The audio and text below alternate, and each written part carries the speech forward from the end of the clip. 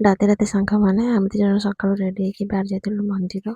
କୋଉ ଜାଗାକୁ ଯାଉଛି କୋଉ ମନ୍ଦିରକୁ ଯାଉଛି ସେଇଟା ଆପଣ ଭିଡ଼ିଓ ଦେଖିଲେ ହିଁ ଜାଣିପାରିବେ।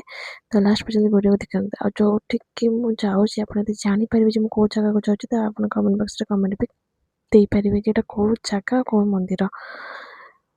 ରାସ୍ତାରେ ଗଲାବେଳେ ଗୋଟେ ବଢ଼ିଆ ଦୃଶ୍ୟ ମୁଁ ଦେଖିଛି, ସେଇ ଦୃଶ୍ୟଟାକୁ ମୁଁ ଆପଣଙ୍କୁ ଦେଖେଇବି।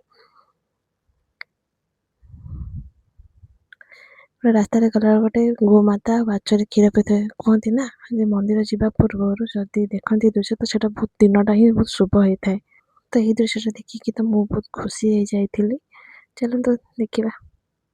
ଅଲରେଡ଼ି ଆମେ ଆସିକି ପହଞ୍ଚି ଯାଇଥିଲୁ ଭୋଗ ସାମଗ୍ରୀ ଦୋକାନରେ। ଟିକେ କିଣାକିଣି କରିକି ତ ସେଠି ଆମେ ମନ୍ଦିରକୁ ଯିବୁ।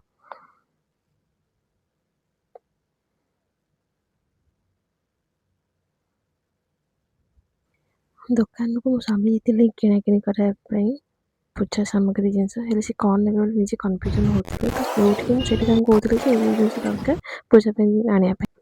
ତାଙ୍କ କିଣାକିଣି ଭିତରେ ମୁଁ ଆପଣଙ୍କୁ କହିଦେଉଛି ଯେ ମୁଁ କୋଉଠିକି ଆସିଛି। ତ ପୋଖରୀ ପଟରୁ ଆସିଲା ଗୋଟେ ଲେଫ୍ଟ ସାଇଡ଼୍ରେ ପଡ଼ିବ ବାବାଙ୍କ ମନ୍ଦିର। ଆଉ ଆମ ଦି ଜଣଙ୍କ ମାନେ କହିବାକୁ ଗଲେ ସବୁକିଛି ଯୋଉଠି ବି ଆମେ ଦି ଜଣ ଅଛୁ ବାବାଙ୍କ ପାଇଁକା ହିଁ ଆମେ ଆଜି ଅଛୁ। ତ ଯେହେତୁ ମୁଁ ଷୋଳ ସୋମବାର କହନ୍ତି ନା ଷୋଳ ସୋମବାର କଲେ ନିଜ ମନୋବାଞ୍ଛା ପୂର୍ଣ୍ଣ ହୁଏ। ଯେଉଁଥିରେ ମୁଁ ଷୋଳ ସୋମବାର କରିକି ଗୋଟେ ଭଲ ସ୍ୱାମୀଟେ ଆଜି ପାଇପାରିଛି। ତ ଆଜି ଯେହେତୁ ମୋର ବାହାଘର ଦିନ, ମୋ ବାହାଘରକୁ 2 ବର୍ଷ ହେଲା, ତ ଯୋଉଥିପାଇଁ ଆମେ ଆସିଥିଲୁ ବାବାଙ୍କୁ ଟିକେ ଦର୍ଶନ କରିବା ଲାଗି।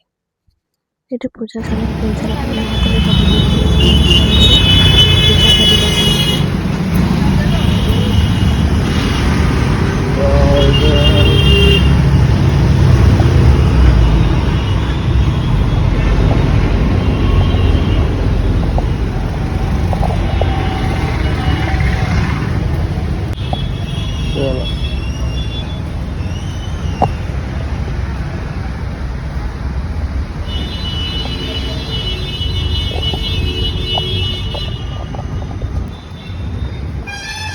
ମନ୍ଦିର ଭିତରେ ନନା ବାହାରେ ବସିଥିଲେ, ତ ମୁଁ ମନ୍ଦିର ଭିତରକୁ ଏଣ୍ଟ୍ରି କରିଥିଲି।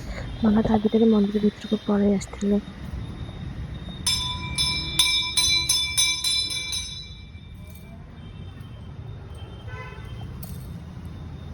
ଯେହେତୁ ଆଜି ଗଲାବେଳକୁ ଲୋକ ଏତେ ନଥିଲେ, ତ ନନା ଆମର ଆଜି ବଢ଼ିଆସେ ପୂଜା କରିଦେଇଥିଲେ 2 ଜଣଙ୍କ ନାଁରେ।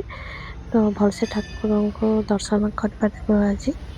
ତ ବହୁତ ଭଲ ଲାଗିଲା ଆଜି ଦିନଟା। ଯଦି ଆପଣଙ୍କୁ ମୋ ଭିଡ଼ିଓ ଯଦି ଭଲ ଲାଗିଥାଏ ତାହେଲେ ପ୍ଲିଜ୍ ମୋତେ ସବସ୍କ୍ରାଇବ୍ କରିଦେବେ, କମେଣ୍ଟରେ ବି ଜଣାଇବେ। ଆମର ଭଲ ପୂଜା ସାରିକି ଆମେ 2 ଜଣ ଯାକ ଘରକୁ ଫେରି ଯାଇଥିଲୁ।